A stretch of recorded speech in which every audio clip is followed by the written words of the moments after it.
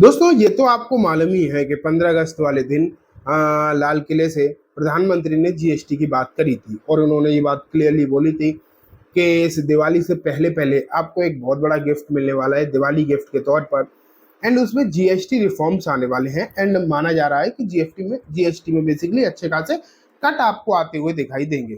देखो अब ये बातें अब ऐसी नहीं रही कि इसे प्रधानमंत्री ने बोली बस एक बार, अब इस पर ना काफी सारी खबरें निकल कर आना स्टार्ट हो चुकी हैं। आप ये मानकर चलो काफी मल्टीपल खबरें आने लगी हैं। अभी ये भी खबर निकल कर आई कि इसके स्लैब्स क्या हो सकते हैं, नए स्लैब्स क्या हो सकते हैं, वो भी हम आज की इस वीडियो में बात तो करेंगे। लेकिन मेन जो हमारा फोकस रहेगा आज की इस वीडियो में वो ये रहेगा कि इस नए जीएसटी रिफॉर्म से ना किन किन कंपनीज को या फिर कौन कौन सी कंपनी के शेयर्स को बेसिकली फायदा मिलता हुआ नजर आ सकता है। और बहुत ज़्यादा समय बाकी भी नहीं रह गया, तो अगर हमें तैयारी करनी है तो अभी से करनी पड़ेगी। तो आज की इस वीडियो में यही देखेंगे। तो चलो स्टार्ट करते हैं। मैं शुरू करता हूँ, लेकिन एक चीज़ मैं आपको बता दूँ, ये वीडियो किसी भी तरीके की कोई बाइंग सेलिंग की रिकमेंडेशन नहीं रहने वाली, just for education information purpose ही रहेगी। तो आप उसी तरीके से देखें।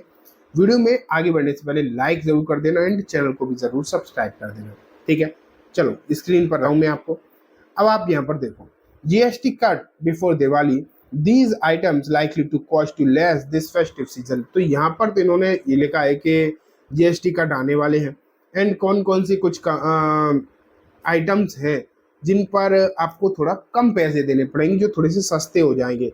बेसिकली बहुत सारे आइटम हो सकते हैं, अभी फाइनल आया नहीं है, तो आप ये नहीं कह सकते कि इन्हीं आइटम पर जीएसटी कम होगा। लेकिन हाँ, एक चीज आप जरूर देख पा रहे हैं कि अभी जो 28% एंड 18% ये जो जीएसटी स्लैब है ना, ये अभी निर्मला सीतारमण की एक रिपोर्ट निकल कर आई थी और ये लिखा था उसमें, ऐसा नहीं कि उन्होंने डायरेक्ट बोला था मीडिया में आके, ऐसा नहीं, उसमें रिपोर्ट में लिखा था कि निर्मला सीतारमण ने प्रपोज करा है कि 28 एंड 18% वाले जो स्लैब है इन्हें अब हटा दिए जाएं एंड नए स्लैब डाले जाएं, जो कि सिर्फ 2 ही स्लैब रहेंगे। एंड वो कौन कौन से रहेंगे, एक 18% का, एक 5% का। तो सिर्फ 2 स्लैब रह सकते हैं। ऐसा हो सकता है, अभी ये बात जब फाइनल आ जाएगी तभी पता चलेगी। लेकिन अभी जो खबरों में है, मनी कंट्रोल पर एक खबर छपी थी तो मैंने वहां से देखा था, उसमें कहा गया था कि 2 स्लैब हो सकता है आ जाए, जो कि एक 28 की जगह वाला तो 18 आ जाएगा एंड जो बाकी के और जो छोटे स्लैब रहेंगे उनमें सब हटाकर 5% का स्लैब कर दिया जाएगा। लेकिन दोस्तों देखो, मैं आपको अगर बताऊं, अगर ऐसा हो जाता है, इफ इन केस अगर ये चीजें पॉसिबल हो जाती हैं, देखो जीएसटी रिफॉर्म आएंगे। अब ये बात तो लगभग लगभग तय ही है, क्योंकि खुद प्रधानमंत्री कह के चले गए। और ये ऐसा भी नहीं है कि उन्होंने ये कहा हो कि बहुत सालों में आएंगी ये चीजें, ऐसा भी नहीं। तो अगर ये चीजें सही हो गई, 1-2 महीने में ये चीजें आ गई और 18 और 5% वाला जीएसटी स्लैब आ गया, तो ये बहुत बड़ा बदलाव होगा। ये कोई छोटा मोटा नहीं, आप ये मान के चलिए बहुत बड़ा बदलाव होगा। और इसका जो फायदा है वो डायरेक्टली स्टॉक मार्केट पर भी नजर आएगा एंड बहुत सारे सेक्टर्स पर नजर आएगा। कहा तो ये जा रहा है कि ट्रम्प ने टैरिफ लगाए ना, उन्हें काउंटर करने के लिए, उन्हें एब्जॉर्व करने के लिए ये जो फैसला जो है प्रधानमंत्री की तरफ से लिया गया है। अब चाहे रीजन जो भी हो, लेकिन ये देखते हैं कि इनका फायदा कौन कौन से सेक्टर पर हो सकता है। तो मैंने आपके सामने एक लिस्ट रखी है, ये देखो, major beneficiary sector and companies for GST cuts. सबसे पहले अगर हम यहाँ पर देखें तो ऑटोमोबाइल सेक्टर लिखा गया है। सबसे पहले अगर ऑटोमोबाइल की बात करी जाए तो यहाँ पर यही लिखा है कि GST on small petrol and diesel car as well as two wheeler is propose to be cut from 28 to 18। मतलब जो स्मॉल कार है, टू व्हीलर्स हैं, 28% उन पर जीएसटी लगता है, उसे घटाकर 18 कर दिया जाए। तो ये अगर हो गया तो एक बहुत अच्छी बात होगी। सीधा सीधा 10% का टैक्स घटेगा कारों पर से, और वो कंज्यूमर के लिए भी सस्ती होंगी। 10% अगर कंज्यूमर के लिए, मान ले तो कोई 10 लाख वाली कार है, अगर जीएसटी 10% घटा सीधा 9 लाख की रह जाएगी, 20 लाख वाली फिर 18 लाख की रह जाएगी। तो इससे कंज्यूमर को ही फायदा होगा और डिमांड बूस्ट भी आ सकता है। तो ऑटोमोबाइल में अगर ऐसा होता है तो डायरेक्ट कंपनी जो है, एक तो मारुति सुजुकी जो सबसे ज्यादा कार बेचती है, ये तो आपको मालूम ही है। फिर अगर हम देखें, हीरो मोटोकॉर्प हो गया, Eicher motor, Bajaj auto basically, TVS, Tata Motors, Ashok Leyland, Mahindra, escort, इस तरीके की कंपनीज को आपको अच्छा खासा फायदा पहुंचता हुआ नजर आ सकता है, ठीक है। अगर जो नेक्स्ट सेक्टर की दोस्तों जो बात करी जा रही है वो है कंज्यूमर गुड्स एंड ड्यूरेबल्स। अगर यहाँ पर देखें तो ये तो एवरीडे आइटम होते हैं जिन्हें हम डेली बेसिस पर खरीदते हैं, कुछ ना कुछ छोटी बड़ी चीजें खरीदते ही रहते हैं। एंड यहाँ पर ये अगर आप देखोगे तो ऐसा नहीं, फिक्स जीएसटी नहीं है, 12% है, किसी पर 18 है, किसी पे 5 है।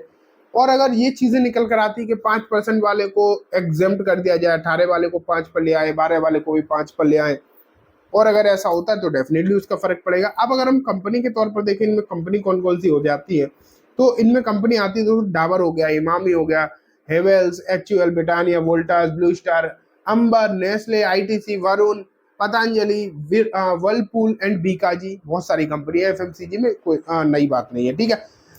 लेकिन जो तीसरा इंपॉर्टेंट सेक्टर है, cement and real estate. Cement एक कंजप्शन के हिसाब से बहुत बड़ा मार्केट है सीमेंट का।